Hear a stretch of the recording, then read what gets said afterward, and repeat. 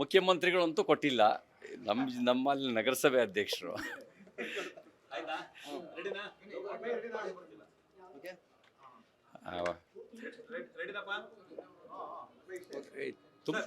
ತುಮಕೂರು ಜಿಲ್ಲೆನಲ್ಲಿ ನೀರಾವರಿ ವಿಷಯದಲ್ಲಿ ಹೇಮಾವತಿ ನದಿ ನೀರನ್ನು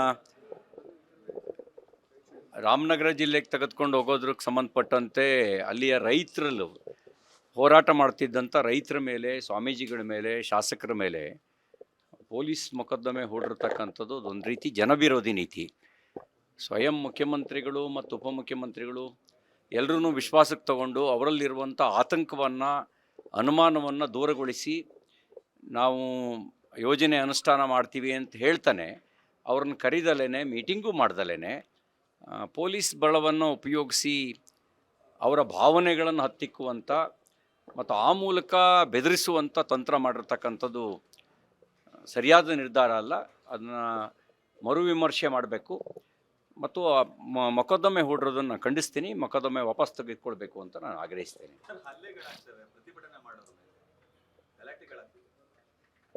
ಅಲ್ಲ, ಈಗ ನಿಮಗೆ ಪ್ರತಿಭಟನೆ ಮಾಡೋದೇ ತಪ್ಪು ಅನ್ನೋದು ಪ್ರಜಾಪ್ರಭುತ್ವದ ಮೇಲೆ ನಂಬಿಕೆ ಇರುವವರು ನಡ್ಕೊಳ್ಳೋ ರೀತಿಯಲ್ಲ. ಜನಾಭಿಪ್ರಾಯವನ್ನು ಗೌರವಿಸಬೇಕು.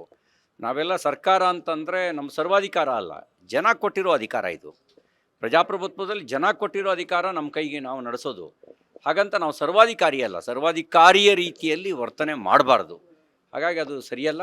ಮತ್ತು ಮಾಡೋ ಕೆಲಸ ಮಾಡಿ. ಈಗ ನೋಡಿ, KPSC ಅವಾಂತರ ಇವತ್ತು ಕೂಡ ಲೀಡಿಂಗ್ ನ್ಯೂಸು ಮಾಧ್ಯಮಗಳಲ್ಲಿ. ಎಲ್ಲಿದೆ ಗವರ್ನೆನ್ಸು? ನೀವು ಸರ್ಕಾರ ನಡೆಸೋರು ಇದನ್ನು ಸರಿ ಮಾಡಬೇಕು. ಇದನ್ನು ಬಿಟ್ಬಿಟ್ಟು ನೀವು ಹೋರಾಟ ಮಾಡುವವ್ರ ಮೇಲೆ ದೌರ್ಜನ್ಯ ನಡೆಸೋದು, ಇದನ್ನು ಮಾಡಬೇಡಿ. ನಿಮಗೆ ಮಾಡೋ ಕೆಲಸಗಳಿದಾವೆ, ಮಾಡಿ. ಸಾವಿರಾರು ಜನ ಆಕಾಂಕ್ಷಿಗಳು ಅವ್ರ ಜಾತಕ ಪಕ್ಷಿಗಳ ರೀತಿ ಕಾಯ್ತಾ ಇದ್ದಾರೆ. ಇವತ್ತಾಗತ್ತೆ, ನಾಳೆ ಆಗತ್ತೆ. ಎಷ್ಟೋ ಜನರ ಏಜ್ ಬಾರ್ ಆಗಿದೆ. ಆದರೆ ಅದನ್ನು ಸರಿ ಮಾಡೋದು ಬಿಟ್ಟು, ನೀವು ಆ ಕೆಲಸ ಮಾಡೋದು ಬಿಟ್ಟು, ಅದನ್ನು ಬಿಟ್ಟು ಉಳಿದಿದ್ದೆಲ್ಲ ಕೆಲಸ ಮಾಡ್ತೀರಿ ನೀವು. ಆ ಗೊಂದಲ ಬಗೆಹರಿಸಿ. ಜಾತಿ ಮೇಲೆ, ಪೇಮೆಂಟ್ ಮೇಲೆ KPSCಗೆ ನೇಮಕ ಮಾಡಿದ್ರ ಪರಿಣಾಮ ಇದು. ಅಲ್ಲಿ ದಕ್ಷತೆ ಕಡಿಮೆ ಆಗಿರೋದು. ಬಹುಶಃ ನನಗನ್ಸುತ್ತೆ, ನಾವು ನಿರುದ್ಯೋಗಿ ಆಕಾಂಕ್ಷಿಗಳು ಆತ್ಮಹತ್ಯೆ ಅಂತೆಲ್ಲ ಕೇಳ್ತಾ ಇದ್ವಿ, ಅವ್ರ ಚಳುವಳಿ ಅಂತ ಕೇಳ್ತಾ ಇದ್ವಿ. ಹೀಗೆ ಮುಂದುವರೆದ್ರೆ ಆ KPSC ಅಧ್ಯಕ್ಷರು, ಸದಸ್ಯಗಳೇ ಧರಣಿ ಕೂತರೂ ಆಶ್ಚರ್ಯ ಇಲ್ಲ. ಯಾಕೆ ಅಂತ ಹೇಳಿದ್ರೆ, ಅವ್ರು ಯಾವ್ಯಾವುದೋ ಕೋಟಾದಲ್ಲಿ ನೇಮಕ ಆಗಿಬಿಟ್ಟಿದ್ದಾರೆ. ಆ ಕೋಟಾ ಭಾಳ ನಿರೀಕ್ಷೆ ಇಟ್ಕೊಂಡು ಸಾಲ ಸೂಲ ಎಲ್ಲ ಮಾಡಿ ಫುಲ್ಫಿಲ್ ಮಾಡಿ ಅಲ್ಲಿ ಬಂದು ಕೂತ್ಕೊಂಡಿದ್ದಾರೆ. ಒಂದೊಂದು ನೇಮಕಾತಿ ಮುಂದೆ ಹೋದಂಗೂ ಅವ್ರದ್ದು ಬಡ್ಡಿ ಬೆಳೀತಾ ಹೋಗುತ್ತೆ. ಅವರ ಆತಂಕದಲ್ಲಿದ್ದಾರೆ. ಹಾಗಾಗಿ ಅವರೇ ಚಳುವಳಿ ಮಾಡಿದ್ರು ಆಶ್ಚರ್ಯ ಇಲ್ಲ. ಸರ್ಕಾರ ನಡೆಸೋರು ನೀವು ಅದ್ರ ಕಡೆ ಗಮನ ಕೊಡಿ. ಅದನ್ನು ಗಮನ ಕೊಡೋದು ಬಿಟ್ಟು ಬಾಕಿ ಎಲ್ಲ ಕೆಲಸ ಮಾಡಿದ್ರೆ ಅನ್ನೋ ರೀತಿ ಮಾಡಬೇಡಿ. ಅಂಥ ವಿಷಯಗಳಿಗೆ ಗಮನ ಕೊಡಿ. ಗವರ್ನೆನ್ಸ್ ಅನ್ನೋದು ಸತ್ತೋಗಿದೆ. ಒಂದು ರೀತಿ ದಿನದೂಡ ಪರಿಸ್ಥಿತಿಗೆ ಇಷ್ಟು ಬೇಗ ಬರಬಾರ್ದಿತ್ತು.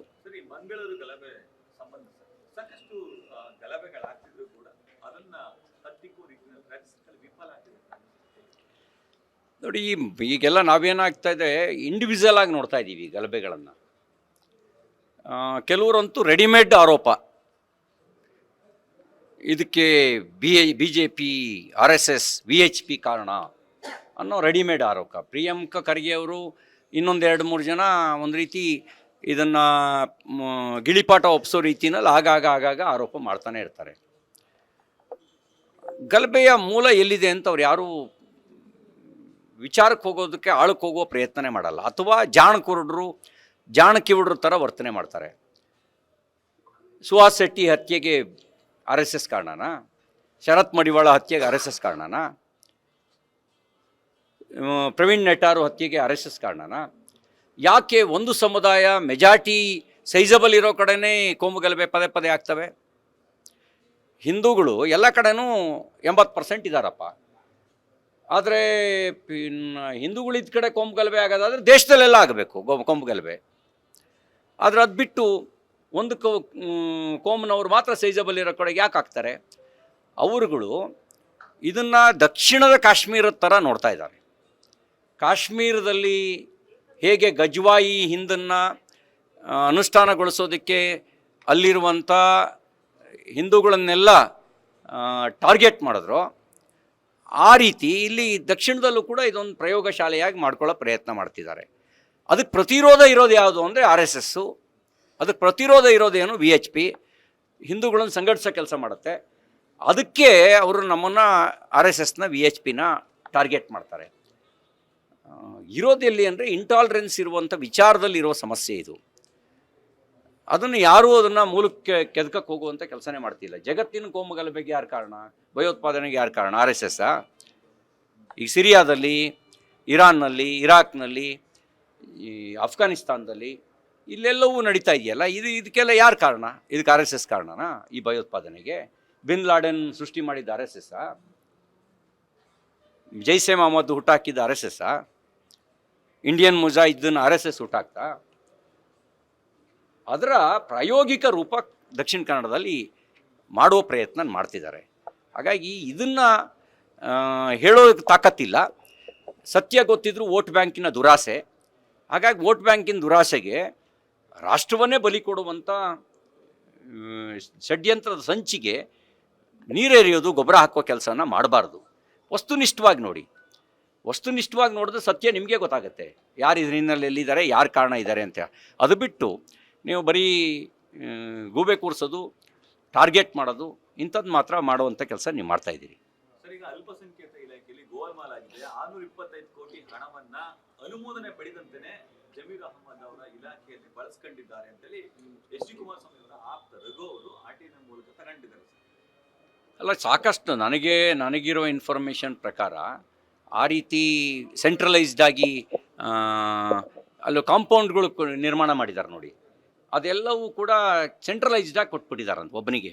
ಯಾರೋ ಒಂದು ಕಾಂಟ್ರಾಕ್ಟ್ರು KTTP ಆ್ಯಕ್ಟ್ನು ಉಲ್ಲಂಘನೆ ಮಾಡಿದಾರಂತೆ, ಅನುಮೋದನೆ ಪಡೆದಿಲ್ವಂತೆ, ಈ ರೀತಿ ಡ್ರಾ ಮಾಡಿದಾರಂತೆ. ತನಿಖೆ ನಡೆದ್ರೆ ಇನ್ನಷ್ಟು ಸತ್ಯ ಹೊರಗೆ ಬರುತ್ತೆ. ತನಿಖೆ ನಡೀಲಿ. ಅಲ್ಲ ಸರ್, ಸಾಕಷ್ಟು ಹಗರಣಗಳಾಗಿದೆ. ವಾಲ್ಮೀಕಿ ಹಗರಣ, ಮೂಲ ಹಗರಣ, ಈಗ ಅಲ್ಪಸಂಖ್ಯಾತ ಇಲಾಖೆಯಲ್ಲೂ ಕೂಡ 625 ಕೋಟಿ ಹಣ. ಈಗೇನಾಗ್ತದೆ, ಈ ಹಗರಣಗಳನ್ನು ಇವರು ನಮಗೆ ಸಿಗುವಂಥ ಅವಾರ್ಡ್ ಅಂತ ಅನ್ಕೊಂಡ್ಬಿಟ್ಟಿದ್ದಾರೆ. ಇದು ಅವಾರ್ಡ್ ಅಲ್ಲ, ಇದು ಮಾನ ಹರಾಜಾಗ್ತಾ ಇದೆ ಅವರದು. ಭ್ರಷ್ಟಾಚಾರಿಗಳು ಅಂತ ಹಣೆಪಟ್ಟಿ ಬೀಳ್ತಾರದು. ಈಗ ಮೂಢ ಹಗರಣ ಅದೊಂದು ಅವಾರ್ಡಾ? ವಾಲ್ಮೀಕಿ ಹಗರಣ ಅವರಿಗೆ ಸಿಕ್ಕುವಂಥ ಪ್ರಶಸ್ತಿನ ಅದು? ಹೀಗೆ ಒಂದು ಹಗರಣಗಳೇ ಅವಾರ್ಡ್ ಅಂತ ಅನ್ಕೊಂಬಿಟ್ರೆ 60% ಅಂದರು. ನಾವು ಯಾರಿಗಿಂತ ಏನು ಕಡಿಮೆ, ಮುಂಚಿನವ್ರು 40% ಅಂತ ಆರೋಪ ಇತ್ತು, ನಮಗೆ 60% ಅನ್ನೋ ಆರೋಪ. ನಾವು ಇನ್ನೊಂದು ಸ್ವಲ್ಪ ದಿನ ಹೋದರೆ 100%ಗೆ ಹೋಗ್ತೀವಿ ಅನ್ನೋದು ಹೆಮ್ಮೆ ಪಡೋ ಸಂಗತಿನಾ? ಅದರೊಳಗೆ ಹೆಮ್ಮೆ ಪಡ್ತಾ ಇದ್ದಾರೆ ಇವರು. ಒಂದು ನಿಗಮ ಆದಮೇಲೆ ಅವನಿಗೇನೂ ಆಗಲಿಲ್ಲ ಶಿಕ್ಷೆ ಅಂತಂದಾಗ 4 ದಿವಸ ಸಸ್ಪೆಂಡ್ ಮಾಡೋದು, 5ನೇ ದಿನ ಪ್ರಮೋಷನ್ ಕೊಟ್ಟು ಇನ್ನೊಂದು ಇಲಾಖೆ ಆಯಕಟ್ಟಿನ ಜಾಗಕ್ಕೆ ಕೂರಿಸ್ತಾರೆ ಅಂತ ಹೇಳಿದ್ರೆ ಭ್ರಷ್ಟಾಚಾರಿಗಳಿಗೆ ಏನು ಸಂದೇಶ ಹೋಗುತ್ತೆ? ಭ್ರಷ್ಟಾಚಾರಿಗಳಿಗೆ ನೀವು ಭ್ರಷ್ಟಾಚಾರ ಮಾಡಿದ್ರೆ ಆಯಕಟ್ಟಿನ ಜಾಗ ಅಂತ ಹೇಳಿದ್ರೆ ಹಿರಿಯ ಕಂಚಾಲಿ ಮಣ್ಮಕ್ಳಿಗೆಲ್ಲ ಅನ್ನೋ ರೀತಿಯಲ್ಲಿ ಉಳಿದವರು ಅದನ್ನೇ ಕೆಲಸ ಶುರು ಮಾಡ್ತಾರೆ. ಈಗಿದೆ ಈ ಸರ್ಕಾರದಲ್ಲಿ ಅದೇ ಆಗ್ತಿರೋದು. ಕನ್ನಡ ಭಾಷೆಗೆ ಅಪಮಾನ ಆಗಿದೆ ಸರ್. ಅಪಮಾನ ಆದರೂ ಕೂಡ ಕಮಲ್ ಹಾಸನ್ ಅವರು ಇನ್ನೂ ಕೂಡ ಕ್ಷಮೆ ಯಾಚಿಸಲ್ಲ ನಾನು ಅನ್ನೋ ಉದ್ದಟನ್ನು ತೋರ್ತಿದ್ದಾರೆ. ಒಂದು, ಕಮಲ್ ಹಾಸನ್ ಹೇಳಿದ ತಕ್ಷಣವೇ ಅಪ್ಪ ಮಗ ಆಗಕ್ಕೆ ಸಾಧ್ಯ ಇಲ್ಲ, ಮಗ ಅಪ್ಪ ಆಗಕ್ಕೆ ಸಾಧ್ಯ ಇಲ್ಲ, ಅಕ್ಕ ತಂಗಿ ಆಗಕ್ಕೆ ಸಾಧ್ಯ ಇಲ್ಲ, ತಂಗಿ ಅಕ್ಕ ಆಗಕ್ಕೆ ಸಾಧ್ಯ ಇಲ್ಲ. ಕನ್ನಡಕ್ಕೆ ಸಾವಿರಾರು ವರ್ಷಗಳ ಇತಿಹಾಸ, ಪರಂಪರೆ ಮತ್ತು ಕನ್ನಡಿಗರ ಒಂದು ಸಂಸ್ಕೃತಿಯೂ ಕೂಡ ಇದೆ. ಇದನ್ನು ಯಾರೂ ಅಳಿಸೋಕ್ಕೆ ಸಾಧ್ಯ ಇಲ್ಲ. ಹಾಗಾಗಿ ಅವ್ರು ಏನೋ ಹೇಳಿದ್ರು ಅಂತಂದಂಗೆ ಅಳಿಸೋಕ್ಕೂ ಸಾಧ್ಯ ಇಲ್ಲ. ಕೆಲವರಿಗೆ ವಿಷಯಾಂತರ ಮಾಡಬೇಕು ಅಂತಲೂ ಯೋಚನೆ ಮಾಡ್ತಾರೆ. ವಿಷಯಾಂತರ ಮಾಡಿ ಈ ಥರದ ವಿಷಯಗಳನ್ನು ಮಧ್ಯೆ ಬಿಟ್ಬಿಟ್ಟು ಸಾರ್ವಜನಿಕವಾಗಿ ಯಾವ ಚರ್ಚೆ ಆಗಬೇಕು ಆ ಚರ್ಚೆ ಆಗದಂಗೆ ನೋಡ್ಕೊಳ್ಬೇಕು ಅಂತಲೂ ಕೆಲವು ಪ್ಲಾನ್ಡ್ ಆಗಿ ಟೂಲ್ ಕಿಟ್ಟು ಪೊಲಿಟಿಕ್ಸ್ ಮಾಡೋರಿದ್ದಾರೆ, ಟೂಲ್ ಕಿಟ್ ನೆರೇಟಿವ್ ಸೆಟ್ ಮಾಡೋರಿದ್ದಾರೆ. ಈಗ ನೀವು ಪೆಹಲ್ಗಾಮು ಅದು ಚರ್ಚೆ ಆಗಬಾರ್ದು, ಆಪರೇಷನ್ ಸಿಂಧೂರ ಚರ್ಚೆ ಆಗಬಾರ್ದು, ಈ ಥರದ್ದೊಂದು ಬಿಟ್ಬಿಟ್ರೆ ಇದ್ರ ಹಿಂದ್ಗಡೆ ನಾವು ಸುತ್ತಾ ಇರಬೇಕು ಅಂಥೇಳಿ. ಆದರೆ ಒಂದು ಮಾತು ಹೇಳಕ್ಕೆ ಬಯಸ್ತೀನಿ, ಕನ್ನಡ ಅದಕ್ಕೆ ಸಾವಿರಾರು ವರ್ಷಗಳ ಪರಂಪರೆ ಇದೆ, ಇತಿಹಾಸ ಇದೆ. ಹಾಗಾಗಿ ನಾವೆಲ್ಲರೂ ಒಂದು ಕವಲಿನಿಂದ ಬೆಳೆದವರು ಅಂತ ಹೇಳಿ ಬೇಕಿದ್ರೆ.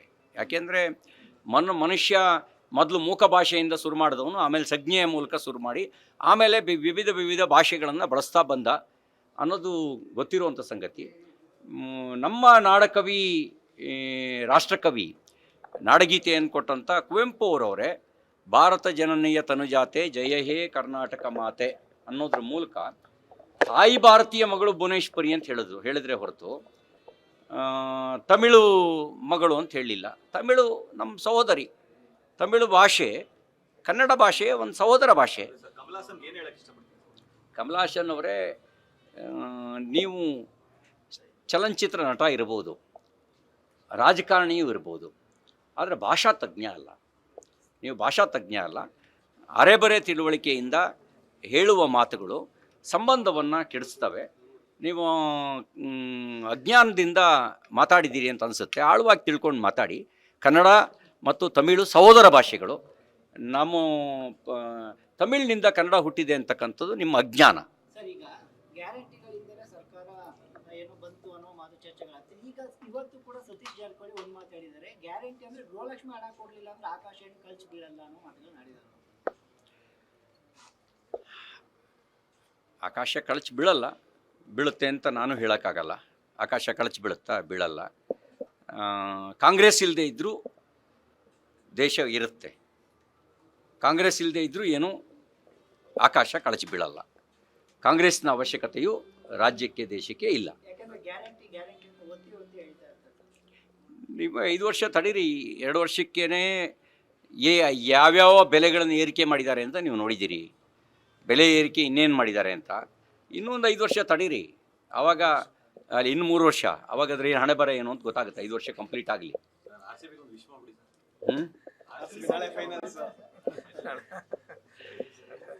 ಎಷ್ಟು ಬೆಟ್ಸ್ ಕಟ್ಟಿದ್ದೀರಾ?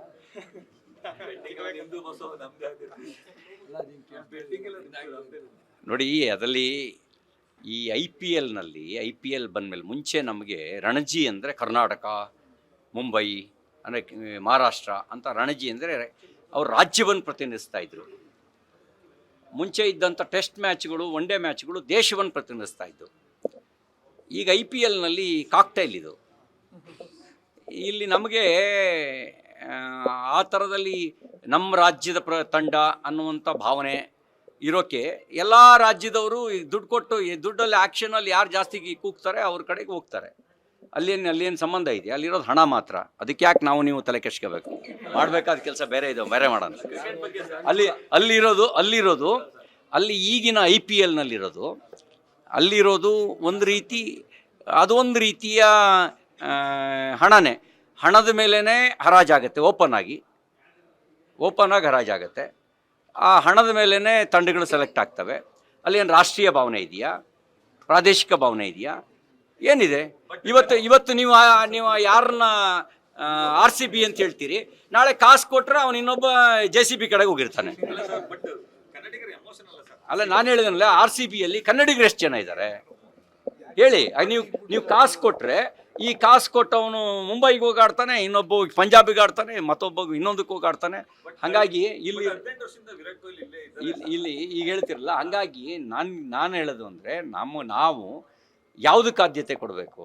ಅಲ್ಲಿ ಜೀವ ಕೊಡೋ ಸೈನಿಕರಿಗೆ ಇಷ್ಟು ಪ್ರಚಾರ ಸಿಗಲ್ಲ, ಇಷ್ಟು ಅವ್ರ ಹಿಂದ್ಗಡೆ ಫಾಲೋವರ್ಸ್ ಇರಲ್ಲ. ನಾವು ಅನ್ನ ಬೆಳೆಯೋ ರೈತನ ಬಗ್ಗೆ, ಅವನ ಕಷ್ಟದ ಬಗ್ಗೆ ತಲೆ ಕೆಡ್ಸ್ಕೊಳ್ಳೋಕ್ಕಿಂತ ಜಾಸ್ತಿ ಇದ್ರ ಹಿಂದ್ಗಡೆ ತಲೆ ಕೆಡ್ಸ್ಕೊಂಡ್ರೆ ನಮ್ಮ ದೇಶ ಉದ್ಧಾರ ಆಗೋದು ಹೆಂಗೆ? ಇದನ್ನೊಂದು ಕ್ರೀಡೆ ಆಗಿ ತಗೊಳ್ಳೋಣ, ಸ್ಪೋರ್ಟಿವ್ ಆಗಿ ತಗೊಳ್ಳೋಣ, ಅದಕ್ಕಿಂತ ಜಾಸ್ತಿ ಬೇಡ.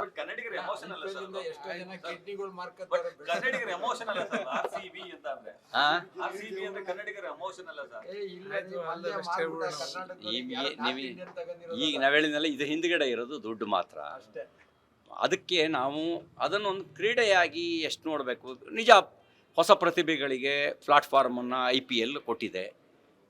ವಾಣಿಜ್ಯವಾಗಿ ಬೇರೆ ಬೇರೆ ವಾಣಿಜ್ಯ ವ್ಯಾಪಾರಕ್ಕೆ ಉತ್ತೇಜನವನ್ನು ಕೂಡ ಕೊಟ್ಟಿದೆ. ಇದು ನಿಜ. ಆದರೆ ಈ ದೇಶದಲ್ಲಿ ಹೆಚ್ಚು ಮರ್ಯಾದೆ ಸಿಗಬೇಕಾಗಿರೋದು ಅದು ನಮ್ಮ ದೇಶದ ಕಾಯೋ ಸೈನಿಕರಿಗೆ, ಅನ್ನ ಬೆಳೆಯೋ ರೈತನಿಗೆ.